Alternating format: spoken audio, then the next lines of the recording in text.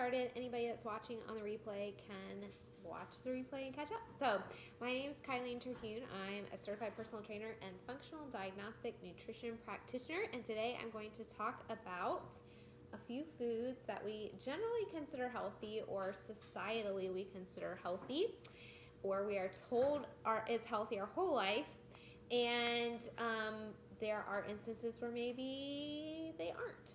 So the first one I'm going to share with you is, I'm actually going to say situational. This may be something that's totally fine for some people to eat and totally bad for other people. Hey Rita, good to see you too. Thanks for joining. So the first one I'm going to share is peanuts. So Peanuts, peanuts as in peanut butter. And don't worry, I'm not telling everybody across the board to never eat peanuts ever again. But the reason peanuts can be an issue for some people is because of the way that they're grown and stored. They can actually grow mold that then turns into a mycotoxin called aflatoxin, which you don't really need to know. You just need to know that because of the way that they are grown and stored, some people can have issues with this, particularly people that have certain gene dispositions or gene predispositions that don't allow them to detoxify properly. So these are the same people that would have issues and reactions by being in a moldy building, for example. So I'm just going to read a quote really quickly so you don't have to believe everything I say. Realfoodforager.com was talking about peanuts, and they said peanuts can become moldy after being stored in warm, humid silos with a mold that produces a toxic substance called aflatoxin that can cause cancer. So it's a carcinogenic toxin. And aflatoxin is metabolized, as are all the toxins in our body, through our liver. And so we want to be careful. You know, if you're someone that has digestive troubles, if you're already having detoxification issues, things like that, it is actually something that you may want to eliminate for a period of time and then bring back in and see what your personal reaction is, or limit significantly in your diet. Or if you think you're exposed to a moldy building and you might have a sensitivity, like if you have get headaches or whatever at your workplace and think that it may be a moldy building, or you've noticed that you've worked there for a really long time, you know that there's mold, and maybe you're starting to feel fatigued and things like that, you definitely want to avoid peanuts. Now, mold toxicity and CIRS, which is chronic inflammatory response syndrome, is a really difficult animal, and there's not a lot of people that know much about it. And the reason this is on my mind right now is because we think my dad has it, and so I'm doing a lot of research to find how to test him for it, how to eliminate it. And it's really tricky because only about 25% of the population have the genes that make it difficult for you to detoxify like this and make you susceptible to mold toxicity. So because it's so small, there aren't that many practitioners that work with it. So anyways, this is something that like something else I'll have to share in the future, because I am getting some training on that soon, and I'm really excited about it. But I thought that peanuts might be sort of surprising to you because it's something that is so yummy and typically we would consider very, very healthy, right? So that is number one. Number two may also seem super surprising to some of you, and maybe not to others who have followed me for a long time, but milk. So, and when I talk about milk, I'm talking about conventional milk, okay? Conventional dairy that you're going to get at Kroger. You know, there's typically 1%, 2% skim milk, that sort of thing. Hey, Abigail. So conventional milk, there's several reasons that this is a bad choice. I'm going to really briefly touch on it's not good for the animals, but then we're also going to talk about why it's not good for us. So when I was looking this up, actually, because I already have my own opinions on these things, right? But I like to get some other opinions. I like to get some backup for you guys as well. But when I was Googling, conventional dairy, all these things were coming up, not just about, how your body processes it or anything like that, which we're going to talk about, but how the animals are treated. So I know a lot of you, because we're getting more and more educated on, hi Whitney, we're getting more and more educated on, you want to choose pasture raised and grass-fed beef because it's not only better for you, but it's also better for the animals. Same thing for milk. So, in dairy farms and things like that, these animals are not cared for. They're not allowed to live their lives in a happy, healthy, normal way where they're roaming around and producing milk. In order to produce milk, they have to get pregnant, right? So these cows are constantly made to get pregnant, and it's just not a happy situation. Hey, girl. So, you think about that in I don't know what they're called, but where they breed, like dog breeding, and how negative that is and how harmful that is on the poor dogs when it's not done in a loving way, when it's kind of done in a big way. And so the same thing with milk. So that's not nice, right? So that's one way to think about it. But what does it do to our bodies? So say you don't care about that part, right? Or you find a farm that does treat them well. The problem with milk is a couple different things. There's pasteurization, and pasteurization essentially turns milk into a very processed product. So one of the things that it does is it strips all the natural nutrients that would come from milk. So if you had a milk or you had a cow in your backyard that happened to just have a baby and was producing milk and you wanted to drink it, sure, go ahead. But and you may be able to actually process that completely fine. But when it has to go through the pasteurization process, it turns it into a very processed food. And so it strips out the fat. So that's what 1% and 2% in skim is it's taken the natural fat that occurs in this natural product and strips it out in percentages, so it becomes less and less of a fat product, which is crazy. It's like taking an avocado and making it 1% fat, 2% fat. You'd look at that and you'd say an avocado, or nuts as another example. If you saw 1% fat nuts, you'd be like, what did they do to that nut? But we don't think about that when it comes to milk, right? We're just used to it, and we're told that it's good for us and calcium and we need it for our bones, when in reality, all the nutrients, or a lot of them, and a lot of the enzymes are stripped from the actual product, and then other vitamins have to be then put back into the milk itself. So when you see for example, milk with vitamin D, a lot of times that's fortified. That's put back in as opposed to just being a natural product from the cow. So that's one of the things that pasteurization does. A lot of people, you'll notice, also have lactose sensitivities lactose sensitivities or casein sensitivities, which are proteins from dairy. But if the milk was not pasteurized, it would actually have the lactase enzyme in it that helps you to break down lactose. So the product that we get on the shelf actually, through the pasteurization process, strips the lactase out of it, and voila, you now have more lactose intolerant people. In addition, the product that we get on the shelves today is essentially sugar, more or less, because it's processed in your body as a carbohydrate and it's broken down as sugar. So there's no nutritional value. You've stripped the fat and the nutrients and the enzymes that it would have had directly from the cow, and you're getting these sensitivities, and your body's processing it as like a carbohydrate and sugar. So it's more or less a completely worthless food. But yet we are told, hi Rebecca, thanks for joining us, but yet we're told daily, drink your milk for your calcium. So what do you do for calcium? Well, like a cup of broccoli has as much or more and is more bioavailable to your body, and it has all the enzymes and all the original vitamins and minerals that come in that whole food source, unlike the milk. So I would suggest making that swap. Is Almond Breed's almond milk okay? And what about goat cheese? I know cow cheese is not good, but I was not sure. That's a great question. Hi, Angela. Great question. So let's talk about other milks really quickly.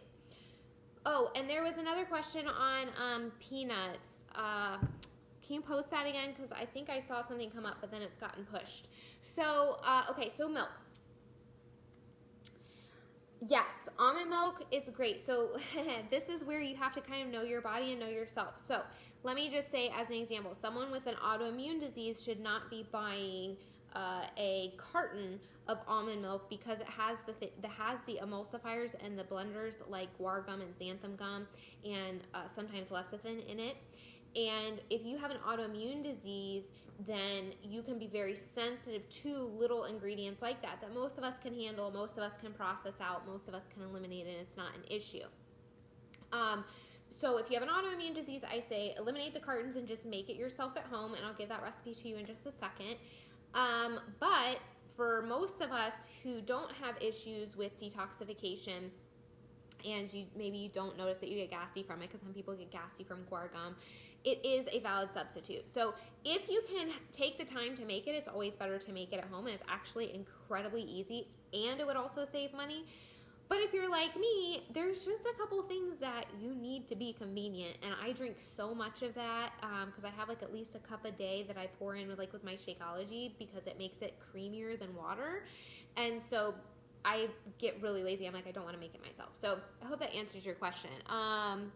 Goat cheese, yeah. So that's another great question. So goat cheese and actually sheep's cheese, they have less, I believe, less lactose and casein than regular cow cheese. And so some people, this is where you kind of have to figure out your own personal, where you fall on the spectrum. Some people are totally fine with goat cheese and not with cow cheese at all. And some people are okay with sheep's cheese and goat cheese and a little bit of cow cheese. So I personally can take a little bit of cow cheese occasionally, but not something that, it's not something you want to like bring in every single day. It's still not like the greatest thing in the world, but if you need a treat, goat cheese is great. Sheep's cheese is good, and a little bit of cow cheese. But what I always clarify with cow cheese is it needs to be 100% grass-fed, not pasture-raised, grass-fed, because when you're talking about cows, pasture-raised can still mean that they are grain finished, or at some point in their lives they have had grain, so you still want to go 100% grass-fed. So grass-fed, raw, and organic. So those are the three stipulations. When you are choosing a cow cheese, you want to make sure, and actually it's not that difficult to find that anymore. I can just go to my regular grocery store at Kroger, and they have like Organic Valley, and they'll have 100% grass-fed, raw, organic cheddar, and it comes in a white block, and it tastes great. Again, I don't recommend with my clients that they do cheese on a regular basis, but if you can tolerate it, and if you do choose to get it a little bit because you can tolerate it, go for those options. The carton things make a lot of sense. I have colitis and thought almond milk would be a lot better for me, and have had so many issues every time I purchase the Almond Breeze or any other carton. Oh, Whitney, yes. So I'm so glad you mentioned that, because I just got, what's going on here? I just got my autoimmune protocol coaching certification. So all of this is kind of fresh in my mind. And those additives, people can be really, people with autoimmune disease can be really, really sensitive to those things. And if you haven't already tried the autoimmune protocol, I absolutely would. It's a very specific diet that eliminates anything that is scientifically shown to cause aggravation in the gut. And every single person with an autoimmune disease has been shown to have leaky gut. It's like a precursor. It's like a must-have for autoimmune disease to happen. And so the AIP protocol actually removes anything that is known scientifically to irritate that. And then you systematically bring in some of the more healthy, less intrusive items one at a time to see how your individual unique body responds to those. And so then you kind of create your own diet based on what your body is telling you.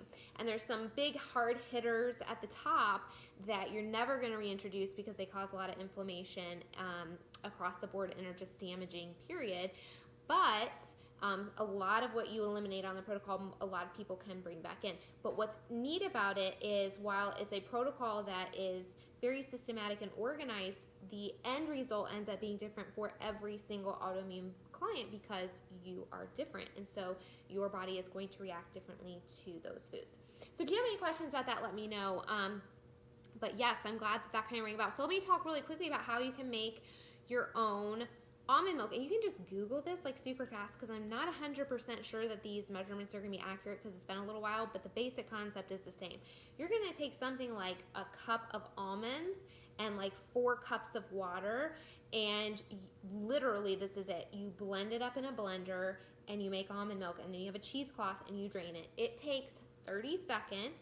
And then if you want to get fancy, you can blend it with a date if you want it to have a little bit of that sweetness, or you can scrape out like a vanilla bean or a little bit of vanilla extract. Just make sure it's pure, and you are good to go. And again, all you have to do is squeeze it with a cheesecloth to get all the crumbs out. And you can even Google recipes for how to use the almond meal that you just created at the pulp. And you can make cookies out of it or whatever. If you have chickens, you can feed the chickens, whatever. But that's really easy. Same thing for the coconut milk. And again, you can make it the consistency you want doing this. You can just add more water or not. But it's like, you know, maybe half a bag of unsweetened coconut flakes, or maybe a whole bag. Again, Google the measurements. It has been a long time. But it's like a cup or 2 cups or something. And then like 4 cups of water, and you have coconut milk. It's the easiest thing in the world. So why don't we all do it? You can also, side note, make your own almond butter, and it is so incredibly easy. You literally throw almonds into a food processor and blend them until they are butter. It's like how, I don't know, why don't I make it all the time? I did make it one time and it was amazing. Okay, so keep the questions coming. I love them. So we've talked about peanuts so far. Oh, the question on peanuts was, I think she just commented that she really, really likes peanuts and peanut butter. It's not necessarily something that you need to be concerned about unless you think you have a problem detoxifying. If you're getting headaches, if you're feeling fatigued, if you can't pinpoint, what's going on, it's just a food to think about. And just one of those things to have in the back of your mind. So if you're ever worried about a food, just take it out for a week to 2 weeks, and then try like a little bit of it back and see if you have any sort of reaction that you were maybe concerned about in the first place. And if you don't, have a little bit more, and then maybe have it like 3 times in a day. And if you don't have a reaction, you're good. Okay, one more. Actually, I think I'll do 2 more if you guys are interested. So, hey, Carly. So, all right, so the next one, and again, some of you may be surprised, some of you may not if you've followed me for a long time, whole wheat or gluten. And there are actually several reasons for this. So I'm going to attack this from a couple different sides. If you are autoimmune, you should literally never eat this food, like ever. It is, I have one of my textbooks here for my autoimmune protocol. It's called The Paleo Approach, Reverse Autoimmune Disease and Heal Your Body. I'm just going to read this little quote at the top since we have someone with an autoimmune disease here. It says, gluten sensitivity may be the single biggest contributor to a leaky gut in most people with autoimmune disease. So let me just read that again. Gluten sensitivity may be the single biggest contributor to leaky gut in most people with autoimmune disease. So if you guys don't know what leaky gut is, I've done videos on that in the past. I'm sure you've heard me talk about it, but it's literally holes in your gut. I go into more details in the video archives if you want to check that out. But it is a problem. Like I said, every single person with autoimmune disease has leaky gut. And so we want to make sure that we're not eating foods that contribute to that, because that causes inflammation, that causes breakdown in our systems. Ultimately, with some people, that can lead to disease, whether it be autoimmune disease or Alzheimer's or Parkinson's or fatigue, chronic fatigue or adrenal fatigue, whatever it is. We're all genetically very different, and so we're all inclined and we kind of lean towards different things. But there's a couple reasons, because God created it, right? It's like, it's a real food. So why is it bad for our bodies today? Well, there's 2 main factors that go into this. One, it's been extremely hybridized. So after World War II, a lot of our food processes changed. A lot of our manufacturing of food changed.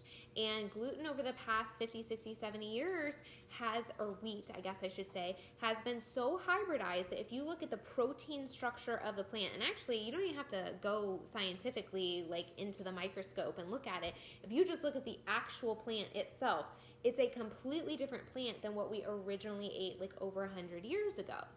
And so what that modification and hybridization has done is it's dwarfed the plant, and it has increased the number of gluten proteins in a strand. So it's something like, 2 to 27 or something crazy like that. So where gluten may have always kind of done its thing, but we could kind of respond okay in moderation, whatever. Now you take that same food and it's 27 times or whatever it is. It's something big like that.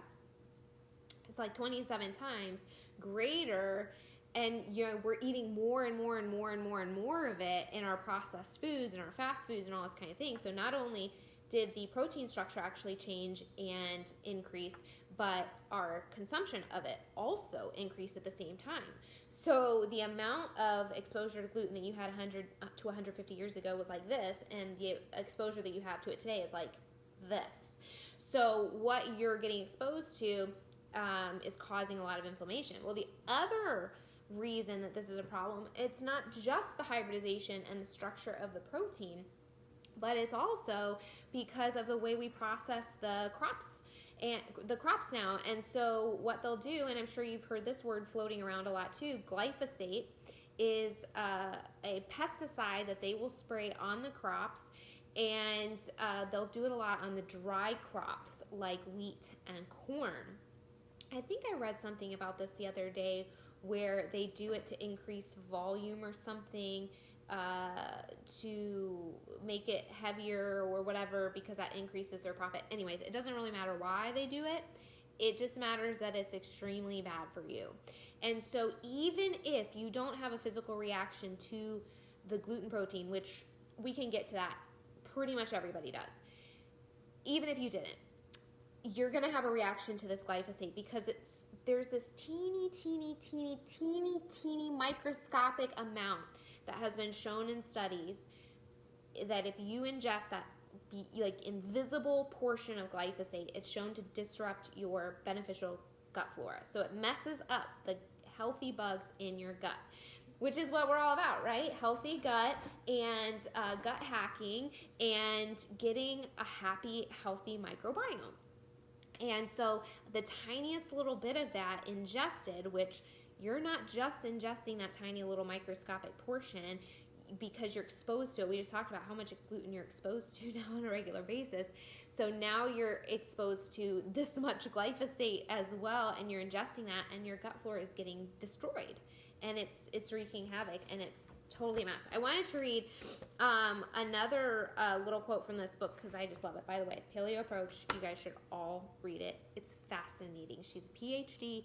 She goes into the science behind it. It's totally nerdy, but not for the whole book, just a couple chapters, but it's amazing. But anyways, I wanted to read another quote here. It says, the human body has a hard time digesting prolamins. Our digestive enzymes are not very good at breaking apart the bond between two prolamins. The result is twofold. First, gluten is known to cross the intestinal barrier either intact or partially digested. And second, gluten and other prolamins can disproportionately feed the bacteria in the gut, leading to gut dysbiosis. So it has been shown that gluten does cross the gut border. So this is something that we want to protect. This is something that we don't want to happen, and gluten has been shown to do that. So it's a matter of how healthy is your immune system, how much are you eating, what's your genetic predisposition in terms of how you react to that, whether it's a mild reaction or an extreme reaction, but it does happen in everyone. It's just what the food does. And then it's also got all these other proteins and chemicals and particles in the food that just make it, overall, the way it's processed, the way it's been hybridized, it's a bad food for literally everyone in America. What's interesting is people can go over to Europe and that are really sensitive to more of the processing and the glyphosate and things like that, and it's not processed that way in Europe, and so they don't have the same reaction if they eat like a baguette over there or a croissant or whatever. But if they come back here and eat a pizza or whatever, it's got a really negative effect. So just a little fun little tidbit. So if you have any questions on that, that's one of my favorite topics, let me know. But that one's a really hard one because we're always told toast and whole grains and cereal. And I mean, it's in literally everything that we're told to eat in a healthy American diet. And in reality, it is a food that causes brain fog, causes gut damage, causes inflammation, leads to disease, causes weight gain in your belly, which is the worst kind because that's been connected to, really bad diseases like heart disease and all sorts of different things. And so overall, if anyone ever asks me, like, what are the top 2 things, like if I had to narrow it down, I would say they have to go gluten-free, 100%, no exception, and add more vegetables, fresh vegetables into your diet. So if you could only do 2 things ever, those are the 2 things I would encourage you to jump on board with. Okay, last one, and then I promise I'll be done. Unless you guys have questions. The last one is juice. So this might be really surprising because we think, well, if I'm not going to be drinking soda, maybe I should be drinking juice. And while that might be a somewhat beneficial swap, so that you're eliminating artificial chemicals and artificial colors and food dyes that people can be really, really sensitive to, you are still swapping sugar for sugar. So fruit, great, awesome, eat it. Don't be afraid of it. But fruit juice is just totally concentrated version of fruit. It's like 1 glass of orange juice. Would you sit there and eat like 10 oranges? No. So it's very disproportionate, and you're getting like this shot of sugar. So again, this is concerning because a lot of people struggle with blood sugar issues and diabetes and pre-diabetes and hypoglycemia and all these different issues where you really need to be monitoring the amount of sugar you're intaking. And 2 pieces of toast increase your blood glucose, and orange juice increases your blood glucose. And what is typical in America except toast and orange juice for breakfast? So these are things that really, really mess with your blood sugar. We want to make sure that we're stabilizing it. So we start, your morning with vegetables and protein and healthy fats, and that's going to stabilize you, and that's going to set you up for a strong day full of energy without the blood sugar roller coaster. And the other thing is, we're giving juice to our kids a lot as opposed to water. And so they're sucking on, it's still sugar, basically. So it's like, would you let them suck on a lollipop all day? No, that's bad for their teeth. Drinking fruit juice consistently is not always the best choice for our oral health, for our blood sugar, for our health in general. It's just not the best option. Now, is it the worst? No. If you're in a transitionary phase, amazing. And don't shy away from occasionally having a treat, have that glass of juice or, whatever it is that, if that's a splurge for you, that's amazing. But it is one of those things that, we would typically think, oh, this is so much. I'm going to have some apple juice today. That's amazing.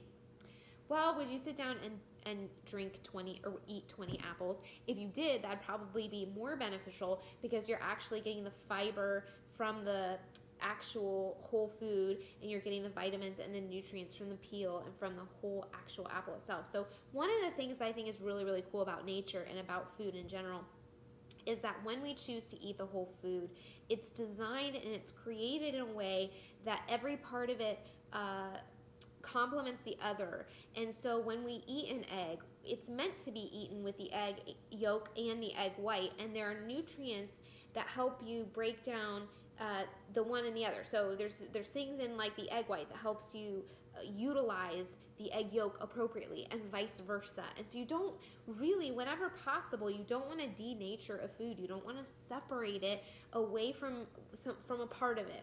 So if you can get that whole food, eat an apple instead of the apple juice. So we have peanuts, which is kind of an interesting one. We have milk, which may or may not be surprising. We have whole wheat and gluten, and we have juice. So those are the 4 that I thought might be interesting to you. So if you have any questions about other foods or about any of the foods that I talked about, just let me know. But I also wanted to throw out really quickly some fun things that are coming up in the next couple months. So I'm updating my website right now because I'm going to be launching a super awesome program in August. You guys have asked for it. I've run my Get Gutsy program twice now, and you guys have actually asked for a hormone approach, and so I'm actually bringing a hormone program. Hi, Emily. So I couldn't really separate the two, though. I sat down and I thought, okay, I'm going to have a gut health program, and I'm going to have a hormone program. But I can't do that because the people in the hormone program need the Gut Health Foundation because it's so critical as part of balancing your body in general, including your hormones. So I blended them together. It's a 10-week program. You're going to get gut health. You're going to get hormones. Everything we talk about is going to be through the hormonal lens. So your fertility ability, whether you want to get pregnant, whether you want to eliminate PMS, whatever it is that you want to do, whether you want to navigate menopause better and more comfortably, we're going to tackle all the different foods, all the different ways that you can, come at your hormones from a healthy, holistic, nutritional perspective. So that program is going to be amazing. I'm really excited about it. So if you guys are interested in that, let me know. But also, if you have any questions or like there's something specific that you'd like to be in it, it is still up for a little bit of shifting and development. So if there's anything like really major that you would like to be included, just let me know. So hope you guys have an awesome day. Let me know if you have any questions, and I will talk to you soon.